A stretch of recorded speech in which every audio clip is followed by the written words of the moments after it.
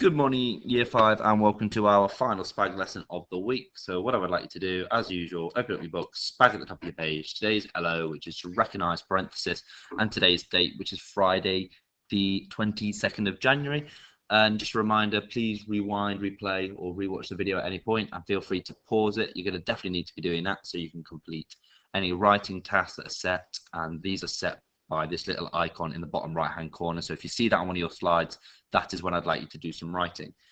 So let's get on with it then. So which sentence below is used parentheses correctly? So we've got Hassan, who is an expert at using parentheses, is also brilliant at using adverbs and adverbials. Okay, and then here we have exactly the same sentence. We've got Hassan, who is an expert at using parentheses, also brilliant at using adverbs and adverbials. So just pause the video for me, and I want you to highlight which one you believe has used parentheses correctly. Okay, let's have a look at our answer. Of course, it is that first one. It's used a pair of commas, and it's used the relative clause here. So who is an expert at using parentheses? That's your relative clause. That's your clause that doesn't make sense on its own. So that's your added extra information. That's your parenthesis. Okay, and the brackets here, this second bracket needs to be moved this way a little bit. Okay, so name the punctuation used for the parenthesis in the following sentences. So pause the video, read these out to yourselves, and name the punctuation.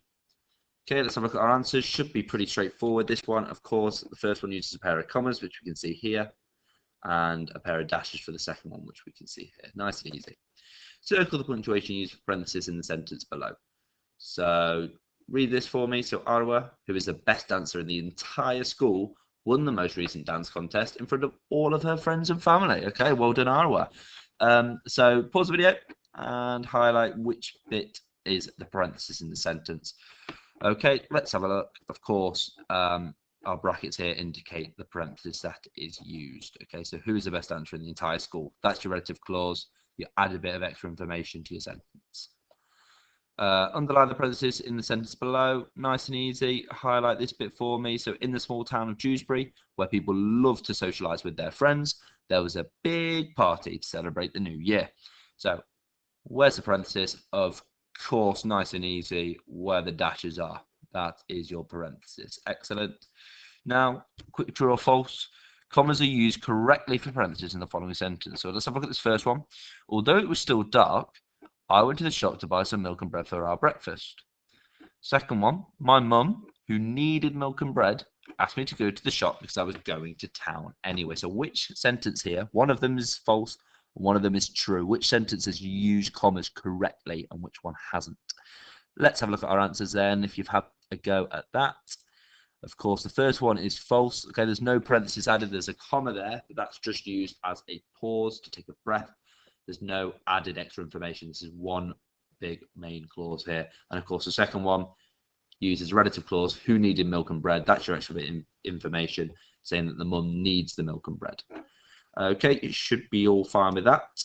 So now I'd like you to do some writing, please, for me. So which of the following sentences use correct punctuation to show parentheses? So read these sentences, and then what I want you to do is just write the two sentences that have used parentheses correctly. You can ignore the one that has used parentheses incorrectly. Okay, so just pause the video and then we'll run through the answers. Okay, let's have a look then. Of course, it was those top two sentences. There are hundreds of books in our school library, as well as in our classrooms. There's your parenthesis. And now they're being removed. Second one, there are hundreds of books in our school library and in our there are hundreds of books in our school library and in our classrooms. Fiction books are my personal favourite. That's your parenthesis there. Add a bit of information onto the end of your sentences using a dash. Okay, so you had a look at this yesterday. We'll have another look run through this. So Sinead and Josh are using dashes to show parentheses. Who has used it correctly? Explain how you know. So just pause the video and just remind yourself, read the sentences. How do we know which person has used parentheses correctly?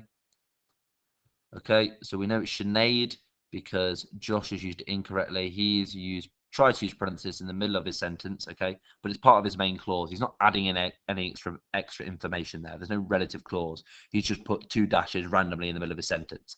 Okay, whereas Sinead, she has added parentheses to the end of a sentence. She's added that bit of extra information using the dash and added it to the end of a sentence. Okay, and finally, I would like you to do this for me. So remember, you're going to do some writing. which sentence does not use punctuation parenthesis, punctuation for parenthesis.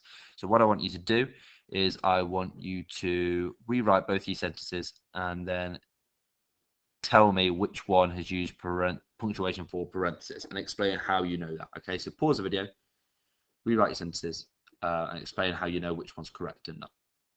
Okay, let's have a look at our answers now. You should have paused that.